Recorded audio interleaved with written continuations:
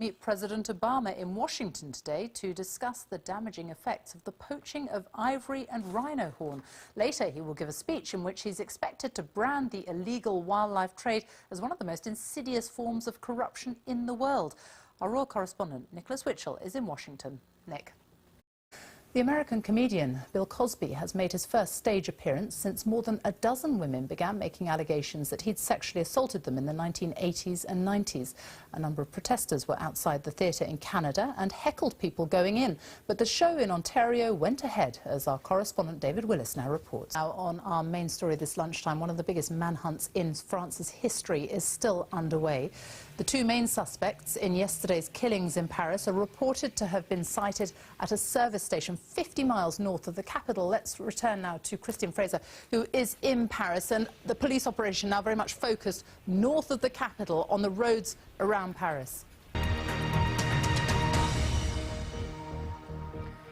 Good afternoon and welcome to the BBC News at 1. Heavy snow has been falling across northern parts of the UK. Hundreds of schools have been closed and there's been widespread disruption to roads, rail and air travel.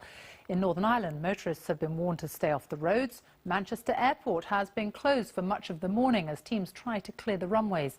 And the snow has even caused widespread disruption to the mobile phone network. We'll be hearing from our correspondents in the worst affected areas in a moment, but first Judith Moritz on the day's snow disruption.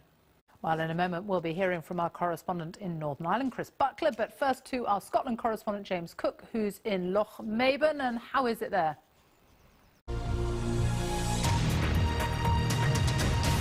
Some of our most serious illnesses occur when genes in the human body go wrong. So scientists are trying to develop a new generation of drugs that isolate, then treat the faulty gene. The drugs company AstraZeneca is leading the research, and as our science correspondent Palab Ghosh reports, they're hailing it as one of the biggest developments in the area of biotechnology in decades. If you've ever walked into the main hall at London's Natural History Museum, there is one exhibit you will not have missed. This giant Diplodocus, which has towered over visitors for more than 3 decades. Now it's being replaced by the skeleton of a blue whale. Richard Lister explains why.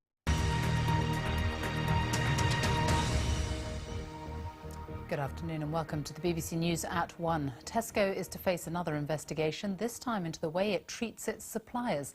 The newly created Groceries Code Adjudicator will look at allegations that the supermarket giant treated its suppliers unfairly.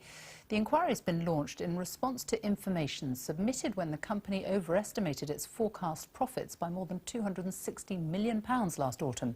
Victoria Fritz killed civilians, and he insisted he was doing his duty to protect his country from terrorists. Since the conflict began, 220,000 Syrians have been killed in fighting between President Assad's forces and different anti-government groups. The conflict has destroyed entire neighbourhoods, forcing 9 million people from their homes.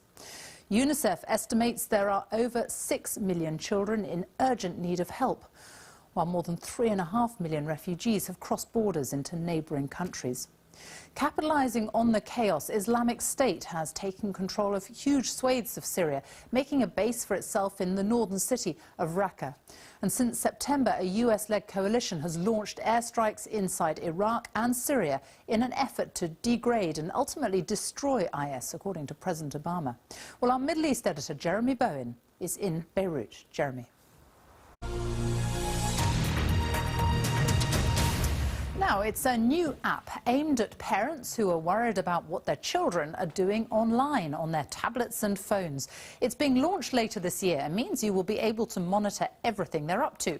But is it an important and useful tool for parents, an invasion of privacy, or even worse?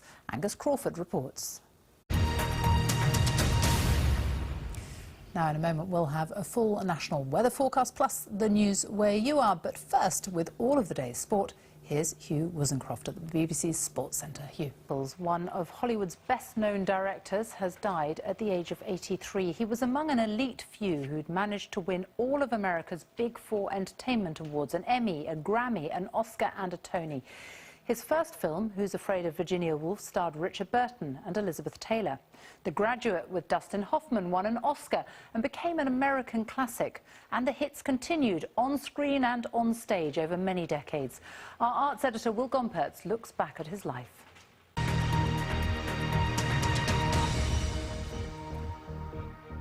Good evening. The head of the CIA has admitted that in the wake of the 9/11 terrorist attacks, the organization failed to live up to the right standards in its treatment of terrorist suspects. A Senate committee this week strongly criticized the brutal interrogation methods used by CIA agents, which critics say was torture. In a rare public statement, the CIA chief, John Brennan, defended the agency's interrogation methods, but admitted that some techniques were harsh and abhorrent. Here's our North America editor, John Sopel. The Home Office has been severely criticised for failing to carry out proper checks on foreign nationals applying for British citizenship.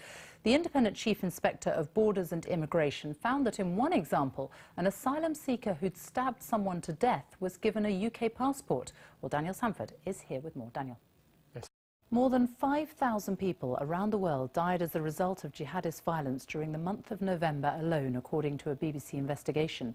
So-called Islamic State, the deadliest jihadist group, was responsible for almost half of those deaths.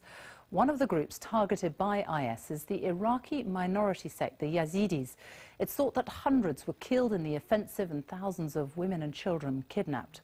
4 months later, 10,000 villagers are still trapped on Sinjar mountain. Nafisi Kunavad from BBC Persian has been given exclusive access to the army operation, taking in food and supplies and trying to rescue the most vulnerable. She spent the night with those surrounded by IS, fearing for their lives. Home by Oliver Jeffers. It's a children's favourite, and now the best-selling book has been turned into a children's opera, which opened today in London. Our arts editor Will Gompertz went along to the final dress rehearsal to see how it went down with its young audience.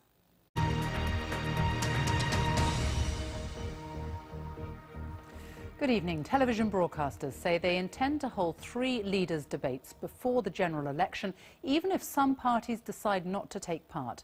In total, 7 leaders have been invited to participate in the debates, but political parties from Northern Ireland have expressed anger that they've been left out of the plans. The decision comes after broadcasters failed to reach agreement with the political parties over the original proposals, which only included the Conservatives, Labour, Lib Dems and UKIP.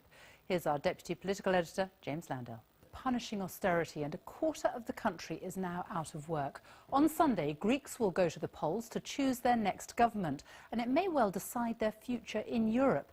If voters opt for the increasingly popular far-left party Syriza, then Greece could be on its way out of the